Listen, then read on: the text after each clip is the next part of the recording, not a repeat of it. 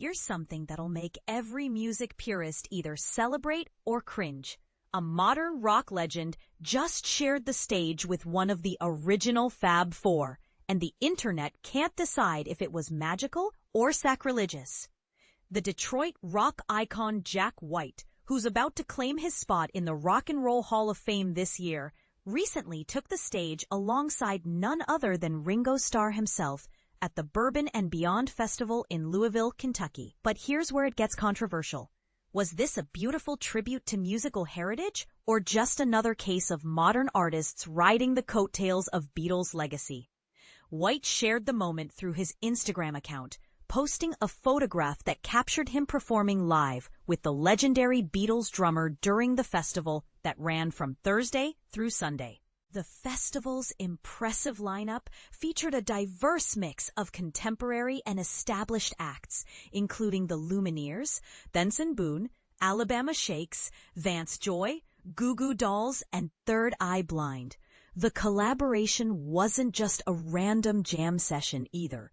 White joined forces with Ringo Starr and his renowned all-star band, a group that boasts some serious musical firepower, including Steve Lukather from Toto, Colin Hay from Men at Work, and Hamish Stewart from Average White Band.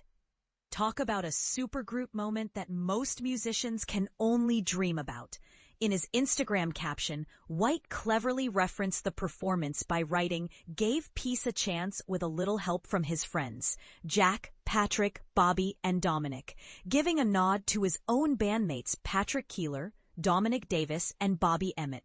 The wordplay itself tells a story of musical generations coming together. According to reports from People magazine, the collaboration reached its peak when White joined Starr for a rendition of "With a Little Help from My Friends" during the closing moments of Starr's set. And this is the part most people miss. This wasn't just any Beatles song. This particular track has been covered countless times by artists across generations. But when performed by an actual Beatle alongside a future Hall of Famer, it takes on an entirely different dimension. The timing of this collaboration is particularly significant, considering that Jack White is set to receive one of music's highest honors this November. He'll be inducted into the Rock and Roll Hall of Fame alongside his White Stripes partner Meg White, cementing their place in rock history. The induction ceremony is scheduled for Saturday, November 8th at the Peacock Theater in Los Angeles, with live streaming available on Disney Plus and next day availability on Hulu. But here's what makes this whole situation fascinating and potentially divisive. Does sharing the stage with a Beatle automatically elevate an artist's credibility? Or does it diminish the mystique of both performers? Some might argue that these cross-generational collaborations represent the beautiful continuity of rock and roll, while others might contend that they're merely nostalgic cash grabs that dilute the original magic. The festival setting itself adds another layer to this discussion. Bourbon and Beyond isn't just any music festival.